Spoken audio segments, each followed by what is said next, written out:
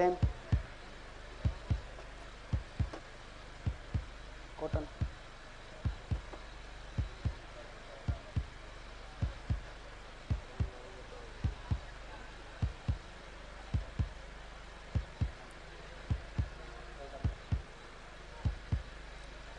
Material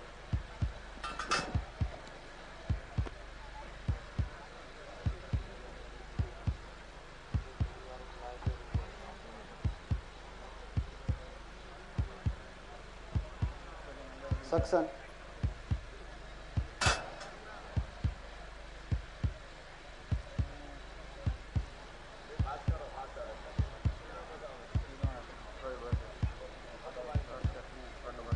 cotton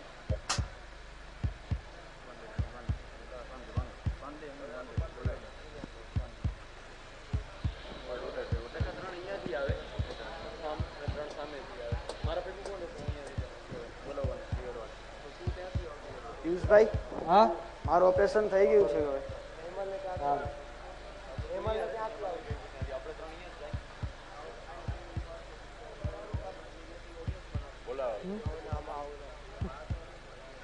hello Virendrabhai. અરે હા બોલો ડોક્ટર પિયુષભાઈ. આપણે એક પેશન્ટ છે તેમને જરાક એઇડ્સ નું ઓપરેશન કરવાનું છે તો તમે આવી જશો જરાક મારી ક્લિનિકમાં. અરે પિયુષભાઈ એડ્સ નું ઓપરેશન ના થાય, એડ્સ ની તો દવા થાય. હા તો સારું, તો તમે જરાક પહોંચી આવશો મારી ક્લિનિકમાં. જે દવા થતી હોય તે દવા આવીને જરાક કરી જશો ને. આ તો શું તમે બહુ ઓપરેશન કર્યા ને એટલે ઓપરેશન યાદ આવે છે તમને હવે. બરાબર.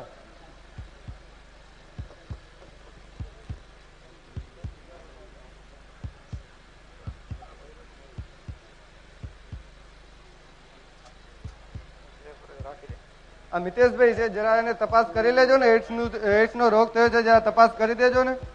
હા હું જોઈ લઉં છું હમણાં.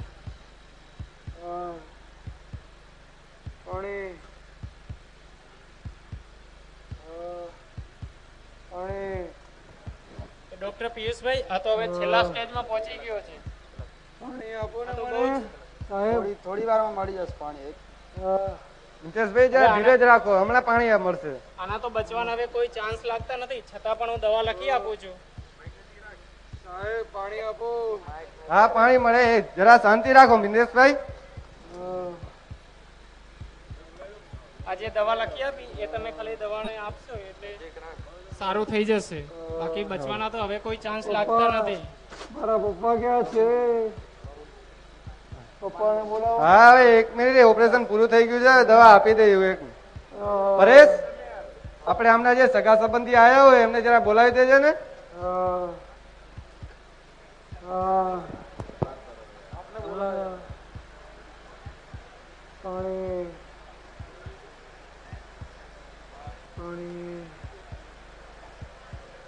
શું થયું ડોક્ટર સાહેબ? પપ્પા કેમ છે બેટા?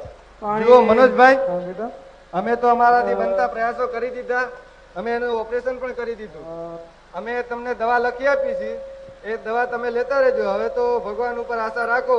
હવે તો અમારાથી બનતા પ્રયાસો અમે કરી દીધા, હવે કઈ થઈ શકે એમ છે નહીં. ડોક્ટર સાહેબ થઈ ગયું બરોબર, સાચું થઈ જશે ને? હવે એની અમે ગેરંટી ના આપી શકીએ. આ બહુ સિરિયસ કેસ હતો, તેમ છતાં અમે લીધો છે, પણ હવે અમે એમ ના કહી શકીએ કે આ બચી શકશે. અને આમ શું છે ડોક્ટર સાહેબ? એટલે આમને શરાબ બહુ પીધા લાગે છે, બજારી વસ્તુ બહુ ખાધી લાગે છે, તેથી તેમને ગળું કપાવવું પડ્યું. અને મનોજભાઈ એમણે ગુટકા અને સિગરેટ આદિ બહુ ખાધા પીધા છે, તેથી તેને ગળાનું કેન્સર થઈ ગયું છે. અરે ડોક્ટર સાહેબ, મારી ભૂલના કારણે મારો દીકરો એટલો હેરાન થયો. અરે શેઠ, અને આ ઉપરાંત એમણે સુંદરી આદિમાં બહુ જ ખોટા ધંધા કર્યા છે, એટલે એડ્સ નામનો મહારોગ થયો છે. એટલે હવે તો બચવાના કોઈ ચાન્સીસ લાગતા નથી. મારા દીકરાને એટલા બધા રાજરોગો થયા ડોક્ટર સાહેબ. બહુ રાજરોગો થયા છે ને આ રોગ તો એમનો હાડો હાથ પ્રસરી ગયો છે. હવે બચવાના ચાન્સ તો બહુ ઓછા રહ્યા છે. હવે તમે ભગવાન ઉપર છોડી દો હવે, અને તમે ઘેર લઈ જાઓ. એ મારી મેલડી મારી પુત્રની રક્ષા કરજે. હવે આમને તમે ઘરે લઈ જાઓ, હવે કોઈ ચાન્સીસ લાગતા નથી બચવાના. પાણી નથી આપશો? પાણી બેટા. જય સ્વામિનારાયણ. તો આપણે નિહાળ્યું ઓપરેશન થિયેટરનું દ્રશ્ય, જેમાં મિતેશનું લીવર અને ગળાનું ઓપરેશન કરવામાં આવ્યું. ડૉક્ટરે ઓપરેશન દરમિયાન જોયું કે રોગ હળાહળ પ્રસરી ગયો છે. વિરેન્દ્રભાઈ એડ સ્પેશિયાલિસ્ટે પણ જોયું કે ભાઈ હવે એને બચવાના ચાન્સીસ નથી. તેથી બધા મનોજભાઈને બોલાવે છે, સમજાવે છે કે ભાઈ અમે અમારો બનતો પ્રયત્ન કર્યો, હવે તો ભગવાન ઉપર આધાર રાખજો. હવે આમાં ભગવાન જ સર્વ આધાર છે એમ કરી એને ઘરે લઈ જવાની સલાહ આપે છે, દવા દારૂ લખી આપે છે અને મિતેશને ઘરે મોકલે છે. હવે મિતેશના રોગ અંતિમ સ્ટેજમાં પહોંચી ગયા હોય છે. એડ્સ, કેન્સર અને લીવરની બીમારીઓ ફેલાઈ ગઈ હોય છે. હવે આગળનું દ્રશ્ય નિહાળીએ જેમાં મિતેશ મરણ પથારીએ પડ્યો છે. આખું જીવન, આખો જન્મારો એને એસો આરામ મોજ શોખમાં જ વિતાવ્યો છે. શરાબ, સુંદરી, સુરા, સિગારેટ એમાં જે રચ્યો પચ્યો રહ્યો હતો, જેના કારણે એને આવા ભયંકર રોગો થયા. એના બાપા મનોજભાઈ ખૂબ પશ્ચાતાપ કરે છે કે આ બધું મારા કારણે થયું. મેં મારા લાડકવાયા પુત્રને કોઈ સંસ્કાર આપ્યા નહીં, એને જ મેં બગાડ્યો છે, એને જ મેં આ બધા લતે ચડાયો છે. દારૂ વગર હવે એને ચાલતું નથી, સિગરેટ વગર, તમાકુ વગર એને ચાલતું નથી. મરણ પથારી પડ્યો છે છતાં દારૂ અને સિગરેટ એને પીવા પડે છે. અસહ્ય પીડાઈ રહ્યો છે મિતેશ. પથારીમાં કૂદકા મારે છે, દમ પછાડા કરે છે અને મનોજભાઈ પથારી પાસે બેસી એના માથે હાથ ફેરવી રહ્યા છે અને એને આશ્વાસન આપી રહ્યા છે. મિતેશનો અંત સમય આવી ગયો હોય છે તો આ નિહાળીએ આ દ્રશ્ય. મિતેશ મરણ પથારીએ પડેલો છે અને મનોજભાઈ એની બાજુમાં બેઠો છે. નિહાળીએ આગળનું દ્રશ્ય.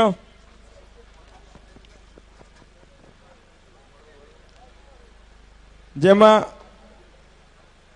મોજ શોખ કરવા સિવાય જેને કંઈ કામ નથી કર્યું, શરાબ, સુંદરી એમાં રચ્યો પચ્યો રહ્યો છે એવો મિતેશ ચીસો બૂમો પાડે છે અને મનોજભાઈ ત્યાં જોવાતો નથી.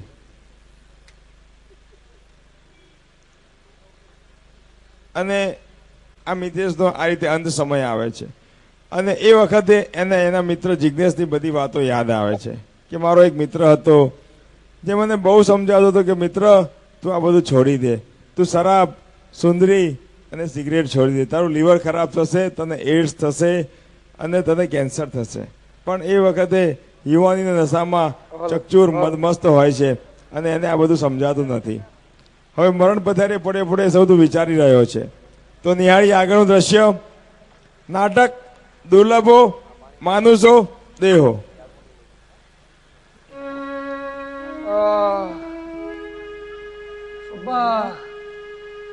પપ્પા શાંતિ બેટા, શાંતિ બેટા. પપ્પા સહન નથી થતું. શું શાંતિ બેટા? બેટા થઈ જશે બધું, આપણી મેળવી છે ને બેટા. પપ્પા ના કરી હોત તો સારું. બેટા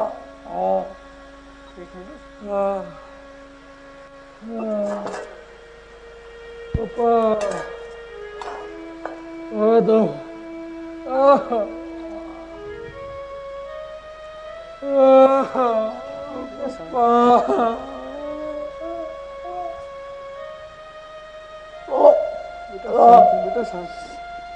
બેટા ધીમે થઈ જશે બધું બરોબર. અરે મેં મારા પુત્રને નાનપણથી અવળે માર્ગે ચડાવ્યો, તેથી તેને આ રાજ રોગો થયા. મારી ભૂલના કારણે મારો પુત્ર એટલો હેરાન થયો. એ મારી મેલડી માતા, મારા લાડકવાયા પુત્રની રક્ષા કરજે મેલડી માતા.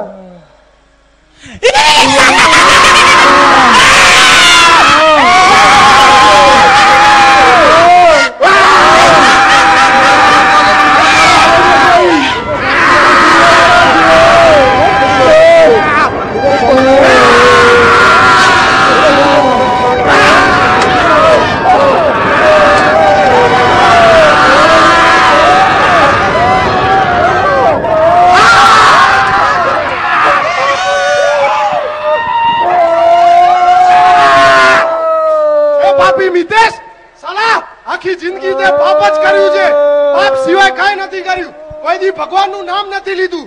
હવે માટે યમપુરીમાં જવા તૈયાર થઈ જા. પરત સાલાને ક્યાં ગયો તારો બાપો? હે ક્યાં ગયો તારો બાપો? બોલાવ તારા બાપાને બચાવવા આવે તને. ક્યાં ગયો? અરે જાડિયા ક્યાં ગયો? બચાવ તારા દીકરાને. અરે સાલા પાપી મિતેશ, તે ભગવાન ગર્ભવાસમાં જ્યારે તું હતો ત્યારે તે ધર્મરાજાની સાક્ષીમાં ભગવાનને શું આપ્યું હતું? સાલા યાદ કર. હે મૂર્ખ, તે ભગવાનને વચન આપ્યું હતું કે હે ભગવાન મને આ ગર્ભવાસમાંથી છોડાવશો તો હું તમારું નામ લઈશ, તમારું ભજન કરીશ, તમારા દરેકે દરેક નિયમોનું પાલન કરીશ. પણ સાલા પાપી એક પણ નિયમોનું પાલન નથી કર્યું. હવે જા, તને યમદૂતો મારી મારીને કૂદી નાખશો અને યમપુરીમાં લઈ જશો. મારા સાલા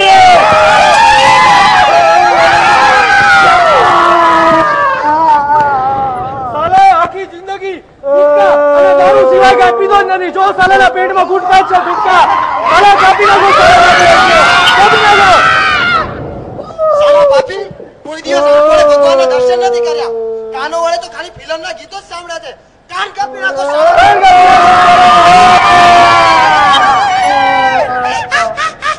સાલા પેટમાં તો જુઓ દારૂની નદીઓ વહી રહી છે. નદીઓ ગંધાઈ ગયા છે, ગંધાઈ ગયા છે.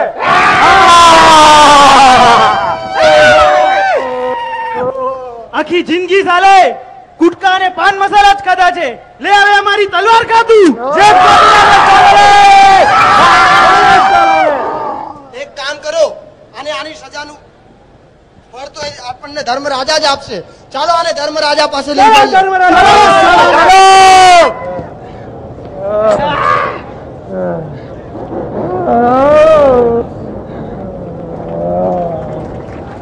જય સ્વામિનારાયણ.